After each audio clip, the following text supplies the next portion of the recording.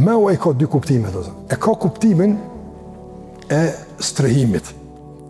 Do njerëz që nuk kanë strehim, nuk kanë shtëpi, apo bëhen për ta strehimore, për mi strehu njerëzve. Aty mrena pastaj u ofrojnë shërbime që ju kanë mungu jashtë strehimores.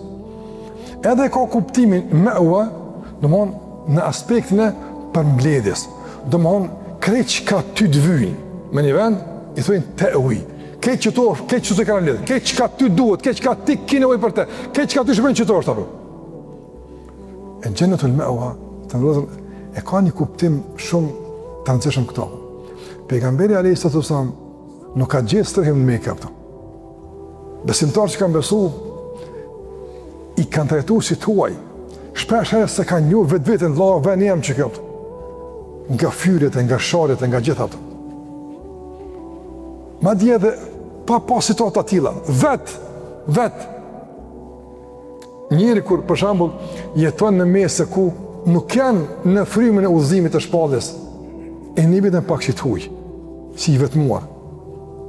E ka dashur Allah me e kallëzu xhenetin ku kanë mostrahu ata të huajt që në punë dunjë, bada al-islamu ghariban. Ka fillu çuditshëm, i papranueshëm. Ka vardhu që është edhe ka më kthy që është apo kuptim përgjithshëm. Shpesh njerëz s'kan me kuptu, e pse kjo, e pse duhet që është.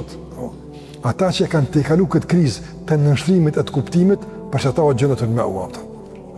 S'keni mund me gjithë strem tek njerëzit, mi u kuptu njerëzit, pse ti falesh, pse ti se hanë qëta, pse ti se bën qëta, apo s'ke pas strehim, shpesh herë mirë kuptim familjar ndoshta. Allahu të garanton strehim tek Gjennetul Mewa. Gjennetul Mewa ka thonë dietarët është vendi ku strehohet Gjibrili, edhe me lajket që aty. Vendi i dëshmorëve, Gjennetul Mewa, apo se kanë pas situatat pasigurta të fshira në dunjë, Allahu tash i shkruaj me siguri të plot në Gjennetul Mewa.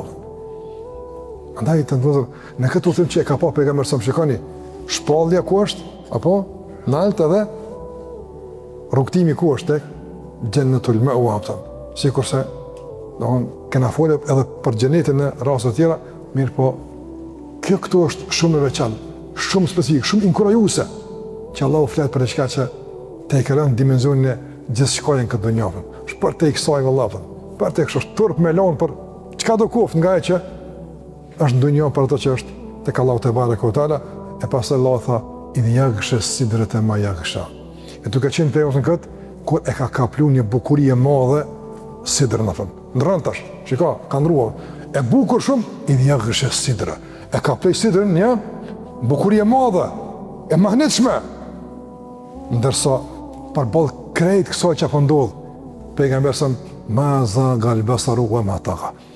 Si ka lëviz shikimi fare, a zemra nga kthimi ka Allahu azza xal. Se kanë mahnit bukurit e as të sidrës, as të me lajkeve, as të qiellit, nga se madhështia e Allahut ka mush zemrën e tij. E kur mushët zemra madhnim dhe Allahut dhe bukuri të Allahut në shpirt në zemrën tonë, bukuria e tij bëhen pastaj pa rëndësishme.